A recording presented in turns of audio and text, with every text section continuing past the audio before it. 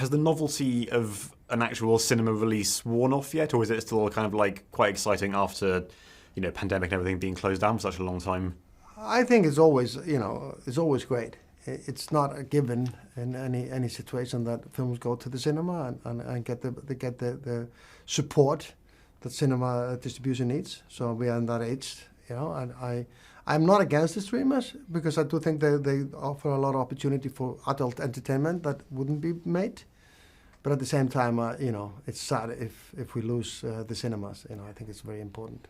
And especially something like this, which I think you kind of do need to see it with a crowd. Like, I'm assuming you must by now have seen it with a few audiences, and I'm guessing people respond to it really well. Yeah, I've never, like the premiere in New York, for example, we did in MoMA. I've never experienced a screening of, let alone my films or any film. Like, I was just like, I was really, because people were screaming in the cinema, which is, I love it. It's fantastic. It's nice to see people. It's almost like a children's play, like, oh no, get the gun, screaming at the screen. I didn't expect that, to be honest, But that might also be a bit in the culture. Yeah.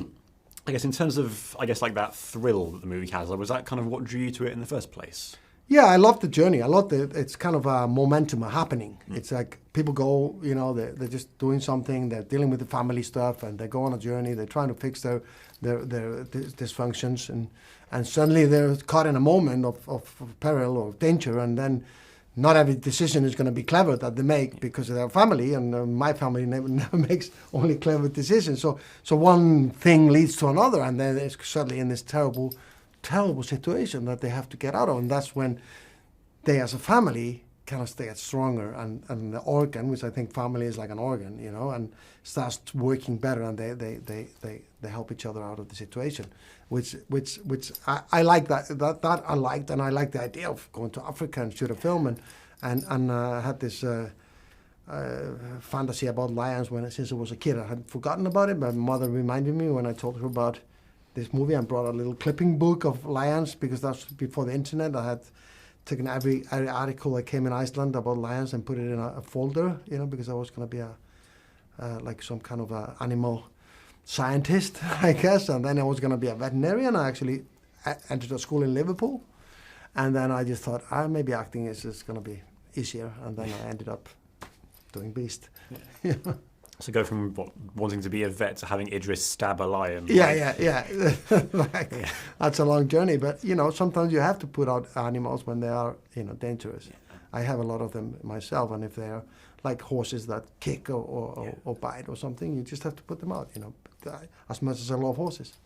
I mean, it must have been such an amazing thing actually going to Africa and shooting this all on location. Actually, a full adventure, and it was also came at the right time for me and my family, who were in a bit of a trauma after a divorce, and we were trying to get back. So I got to bring my family and deal with my family issues as I was doing the film, which was a gift. Yeah.